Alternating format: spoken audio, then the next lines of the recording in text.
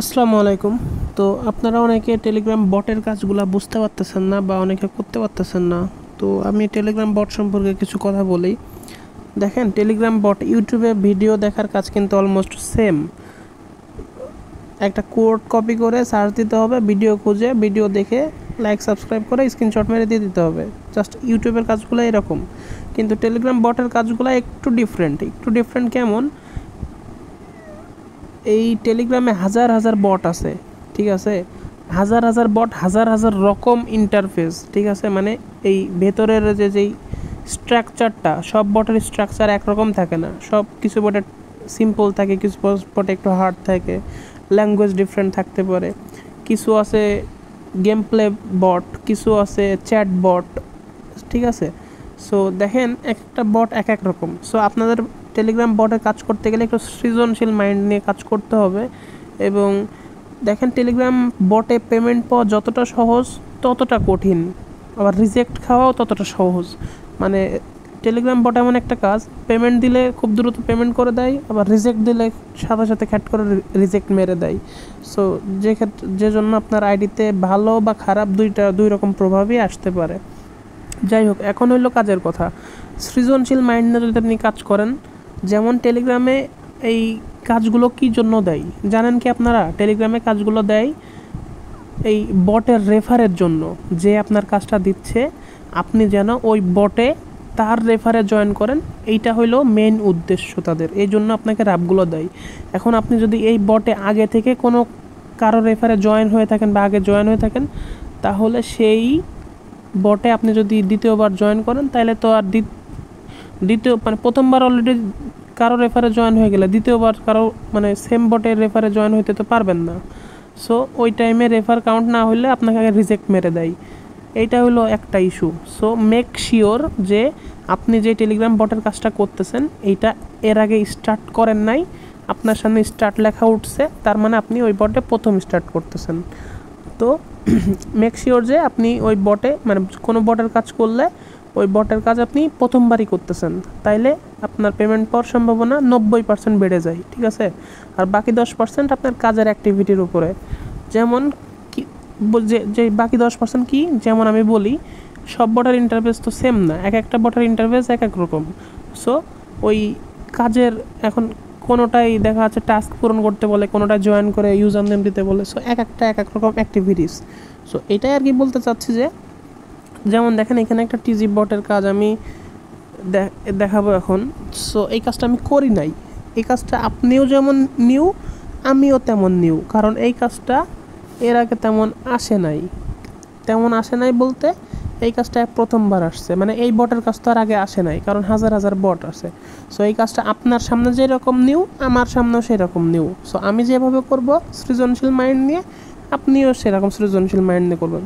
সৃজনশীল মাইন্ড এই জন্য বলতেছি, কারণ এই ডিসক্রিপশন পড়ে পড়ে যে আপনি কাজগুলো করবেন বুঝে বুঝে, এইটাই হলো সৃজনশীল মাইন্ডের বুঝাইছি আর কি। সো দেখেন, এখানে সবসময় বলছে we kindly ask you to complete the task if you have completed it before for someone else. মানে সামওয়ান এলসের জন্য যদি আপনি করে থাকেন, যে কোনো বট, শুধু এই কাজ না, যে কোনো বটেই যদি আপনি আগে কারো রেফারে জয়েন করেন, তাহলে এখানে আর জয়েন করতে পারবেন না, ঠিক আছে?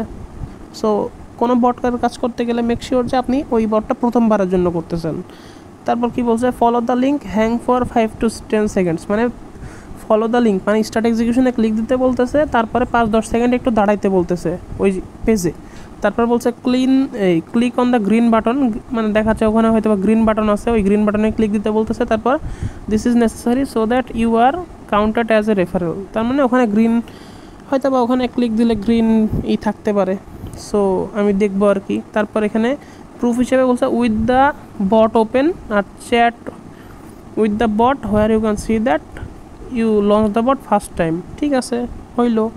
এখন দেখা যাচ্ছে যে মানে ওই গ্রিন বাটনে ক্লিক দেওয়ার একটা স্ক্রিনশট দিতে হবে, আর চ্যাটের হিস্টোরি থেকে একটা স্ক্রিনশট দিতে হবে, ঠিক আছে? গ্রিন বাটনে, এই যে গ্রিন বাটনে দেখেন, গ্রিন বাটন বলতে কোনগুলোকে বোঝাইছে দেখেন, গ্রিন বাটনগুলো এইগুলাকে বোঝাইছে, ঠিক আছে? যে এইগুলাকে বোঝাইছে গ্রিন বাটন। সো যাই হোক, এগুলো এতটা ইস্যু হবে না। গ্রিন বাটন বলতে